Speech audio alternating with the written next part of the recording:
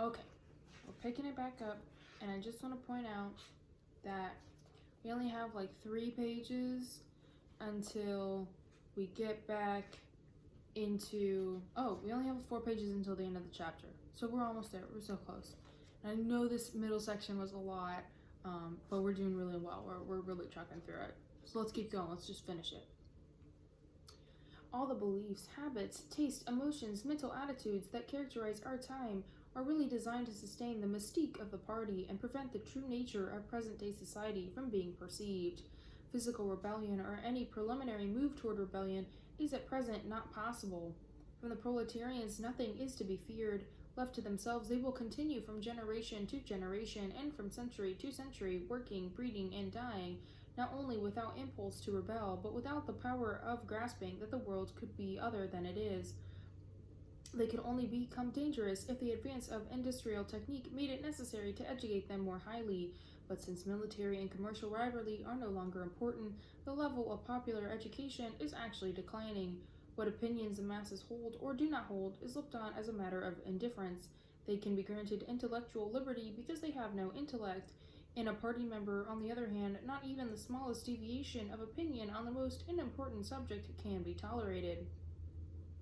A party member lives from birth to death under the eye of the thought police. Even when he is alone, he can never be sure that he is alone. Wherever he may be, asleep or awake, working or resting, in his bath or in bed, he can be inspected without warning and without knowing that he is being inspected.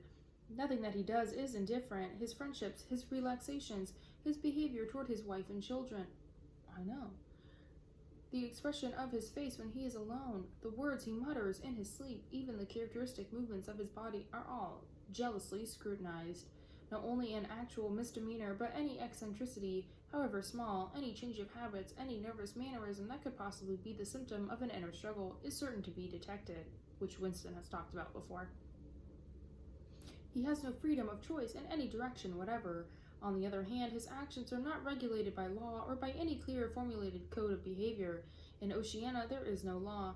Thoughts and actions which, when detected, mean certain death are not formally forbidden, and the endless purges, arrests, tortures, imprisonments, and vaporizations are not inflicted as punishment for crimes which have actually been committed, but are merely the wiping out of persons who might, perhaps, commit a crime at some time in the future. So all of these murders, the thought police killing people, they're not killing people who have committed a crime, they're killing people who might, one day, commit a crime. Imagine if that's how we live in our society. If the police thought, oh, you might one day commit a crime, I'm just going to arrest you right now. Oh, you can't do it. That's crazy.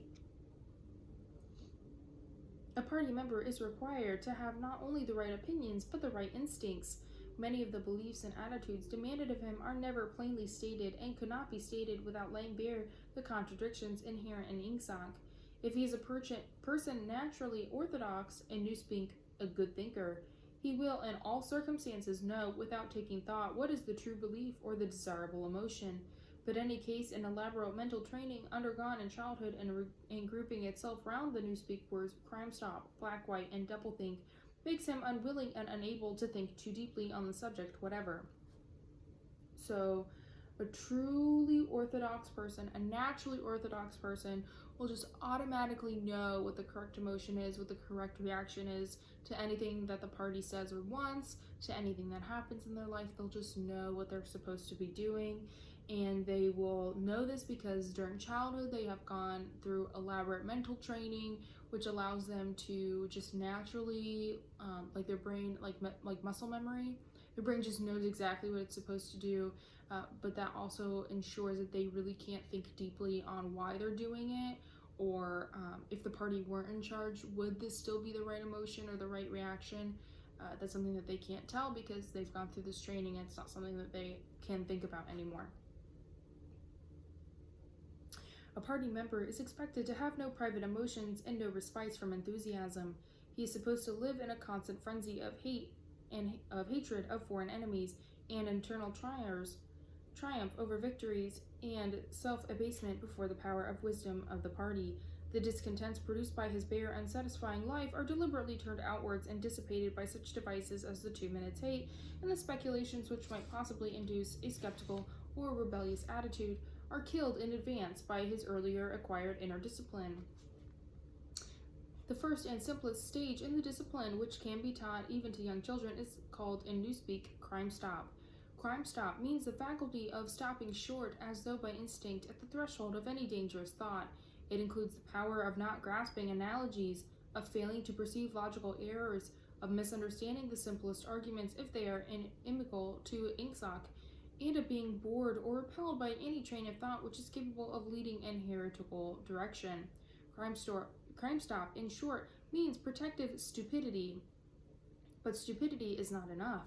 On the contrary, orthodoxy in the full sense demands a control over one's own mental processes as complete as that of a contortionist over his body. So in order for crime stop to be true, you can't just be stupid, you have to have complete control over the way that your brain thinks. Oceanic society rests ultimately on the belief that Big Brother is omnipotent and that the party is infallible. But since in reality Big Brother is not omnipotent and the party is not infallible, there is need for an unwearying moment-to-moment flexibility in the treatment of facts. The key word here is black-white. Like so many Newspeak words, this word has two mutually contradicting meanings.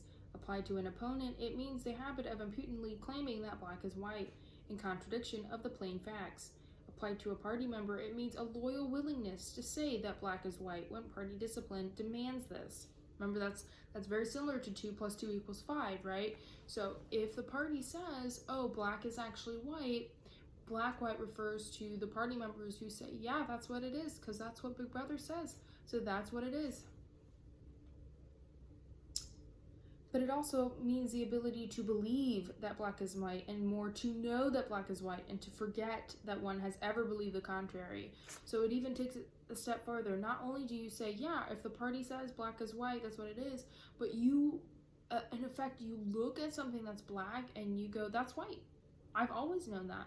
I've always known that black is white, and that this color has always been white, even if it's black.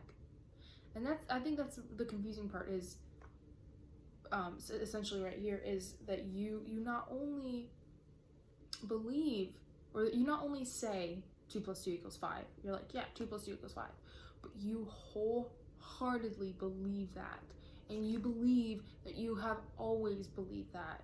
Even if tomorrow the party says, oh no, scratch that, 2 + 2 = 4, you will go back and you will say, yeah, 2 + 2 = 4. I've always believed 2 + 2 = 4, and I know that 2 + 2 = 4.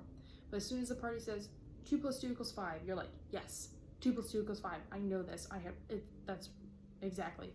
There's no second thought about it. You just know in your heart that it is whatever the party says. This demands a continuous alteration of the past made possible by the system of thought which really embraces all the rest and which is known in Newspeak as doublethink. So continuous alteration of the past would mean that just like we're talking about 2 + 2 = 5, so if today the party says 2 + 2 = 5, you have the ability to go back into your past memories and essentially alter your memories. And every time in the past and in your memory that you can recall where you said 2 + 2 = 4, you essentially make the conscious decision to change that, so that when you think back on those memories, you only find 2 + 2 = 5.